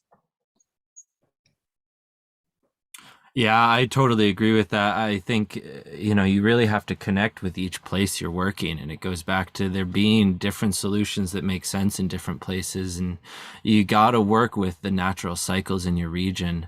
I heard a definition for a desert that it's a place that when it rains, it floods, which I quite like, because in most deserts in the world, with a few exceptions, you do get these heavy rainfalls. And that project I showed from SEP, they get all of their precipitation in 1 month, and then they have drought for 11 months, yet they were able to make that huge water body. And so it really is not so much about how much water you receive and how regularly you receive it, but how many times do you use it before it leaves? Does it go into the ground? Does it infiltrate into the soil? Is it transpired by plants and then recondensed as dew? Is it continuing to cycle through the system? Or is it all just flash flooding, draining away as soon as you get it? And so when we look at these desert places, some places you can really transition by just getting the water to hold on the land longer. And in some places, like these projects in India, they're actually trying to put the water underground into the aquifers. They're trying to build retention bodies where it's permeable so that it doesn't hold water like a pond. It just catches water and soaks it into the ground so that the sun can't steal that moisture, and then they can use it later on in the dry season through their aquifers. So you kind of have to look at how broken is the situation, and then you can start inching back towards health. And in a lot of places, you want to kind of shrink deserts from the edges. In those areas that still receive some rainfall, your efforts can go a little bit quicker. So a place like the Sahara, we could push the Sahara north and bring that green line through to cover the whole Sahara like it did 8,000 years ago. Yep, and it's always fun dealing with the engineering you have to do to put in those storage areas where you're shading the open water from the direct sunlight. You've got to put up trees. You have to have fairly large hedgerows, if you will. So you protect that pond that you're trying to develop from evaporation. Have to have it surrounded by the grass. So the stems of the grasses are where all that condensate forms, and then that runs down the stems into the soil. And you have to have good structure in your soil so that you have lots and lots of pores that can fill 50%, 75% with water. And that, if you get all of that, the 100 feet down you should be able to go. If you can get all of those pores filled with water, you've got your aquifer. It's just in little tiny holding spots, and your roots can then grow down that deep. And you've got the water. Now you have to have somebody else in there making the enzymes to pull the nutrients out of the sand, the silt, and the clay. There is no soil on this planet that lacks the nutrients to grow plants. We just have killed off those organisms in the system that convert the not plant available forms of nutrients into the plant available forms of nutrients. So we keep doing more studies. We keep understanding that system, the below ground system, more and more all the time. And we're really changing our complete understanding of how agriculture works. Absolutely. So in our final few minutes, I want to provide our listeners with specific tools and ways to think about the land, the plants around them. So I'd love to hear from each of you briefly.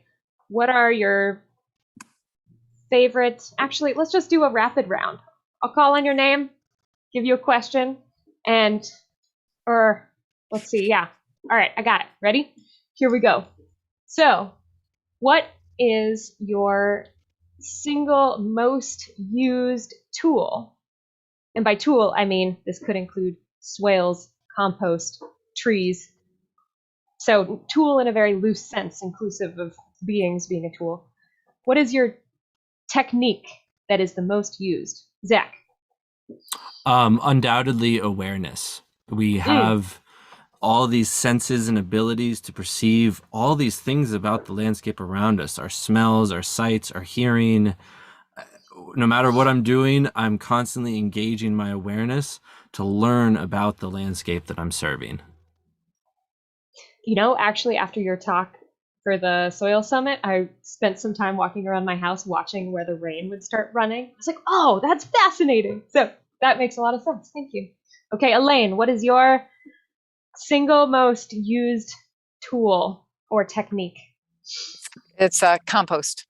Getting all of those organisms growing in your compost pile, so you're getting the maximum diversity of all those different organisms, going out into the forest areas and bringing back small, tiny, little, pinch, a quarter teaspoon of all these different places that you've been forced to go out walking and searching for those soil samples. I don't go on vacation anymore. I go on soil gathering trips.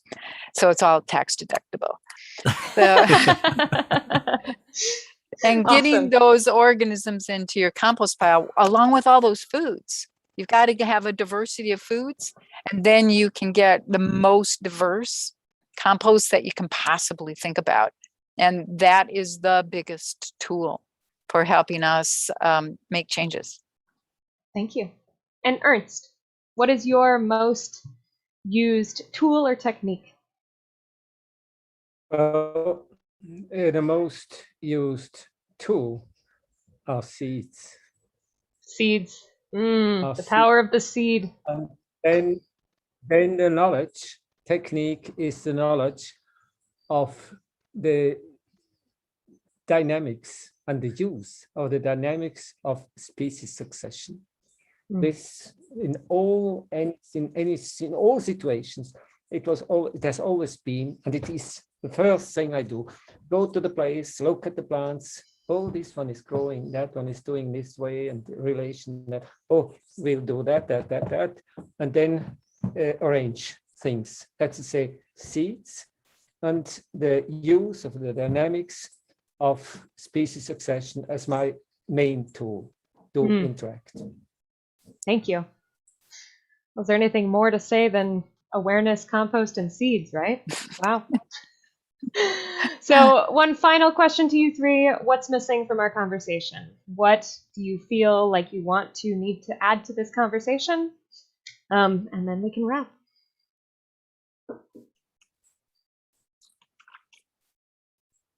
Well, I would have liked to have talked about the 7 overarching principles that we find biology in the soil provides for us. Let's say them. Let's do it. Okay. So nutrient cycling. So your plants are getting everything they need. Nutrient retention. So you don't leach, you don't wash away, you don't erode. Protecting.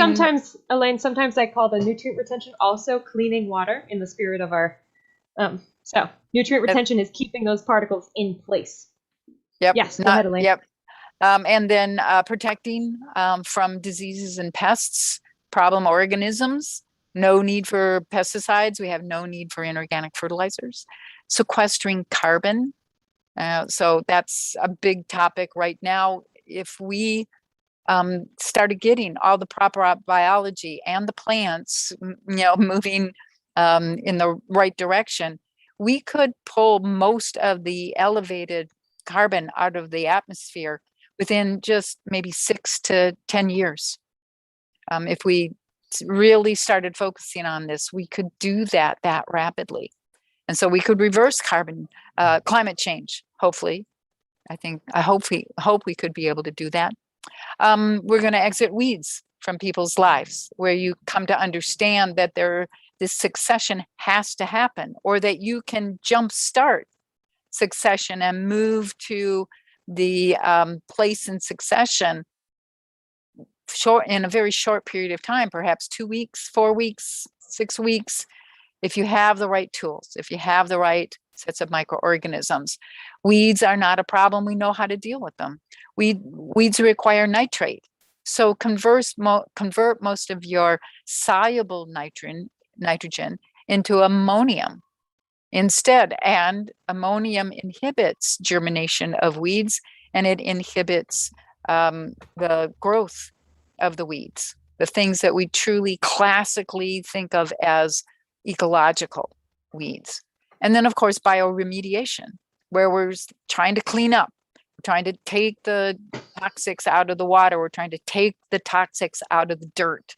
We are trying to clean up without moving the soil or the dirt that needs to be bioremediated. Don't put all of that in 55-gallon drums and move it over there. Now we've got 2 sites that need to be bioremediated. You bioremediate in place, and we have organisms that will do every kind of bioremediation you want to talk about. I'm not the expert in most of those. I'll be directing you to the people who do a better job than I at that part of the process. But just understand that we already know ways to deal with all the problem chemicals that are loose in our dirt.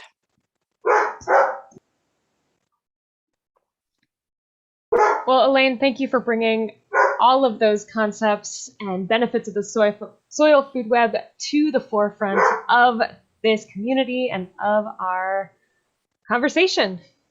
Okay, any final words? Thank you all for being here. I am so honored to have a moment to speak with each of you, and thank you to those of you watching and listening today. It is truly a pleasure that you are there wanting to get water to flow deeper into the soil and heal our prevent landscape. Floods, prevent fires, all of those things. So thank you very much for coming, Zach and Ernst, and joining this conversation. I'm really happy you were here. A real honor to be here. Thank you. Thanks for having. Thank you that have invited me. It was a big honor for me. Well, it's an honor for us to have you here as well. You too, Zach. I look forward to further conversations. Absolutely.